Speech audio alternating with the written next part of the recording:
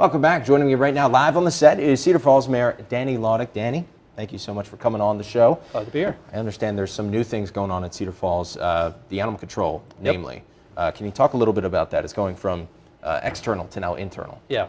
Yep. So late last year, we learned that the cost was going to be going up for animal control, so we decided to bring it in-house. And that happened with just a few months' notice.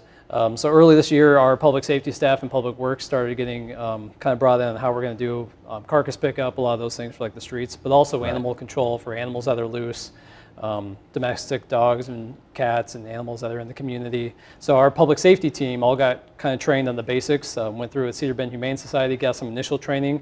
We're looking at the longer term of do we need a few of the team members who are more specialized in that training. Yeah. There's certifications that I've talked with the Cedar Bend Humane Society on what those certifications are. So we're looking at how do we do this going forward. We, right now, between the staff, we still partner with Cedar Bend. So let's say your dog gets lost and it gets found and it's not chipped, we'll still take it to Cedar Bend and people can pick up their animals there. Sure. So a lot of it's kind of right now in that phase of switching everything over and really looking at what's the best way for us to continue providing that service. And how does this benefit the people of Cedar Falls too? Can you talk about that? Yeah, so animal control is a big thing, especially this time of year. This is kind of that time of year where everyone's getting outside more, a lot more animals are running around. For us, it's wanting to make sure people know that their pets are taken care of, that they're safe, that if they get lost, they'll be found.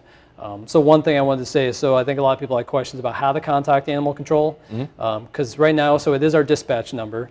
So if anybody just goes to the non-emergency police phone number, so it's 319-291-2515, and again, it's 319-291-2515, and that'll get you to our dispatch, the non-emergency police line, and then they'll get the team kind of in touch with you to be able to go take care of it. Okay, so any concerns you have, this is just essentially providing more resources to efforts on the animal front. Yep, so our staff's also been going through buying a lot of the equipment that's needed, chip readers, so that way if it is chipped, if your animal's chipped and has it there, we can just try to get it right back to you, so we don't have to take it to Cedar Bend. Great.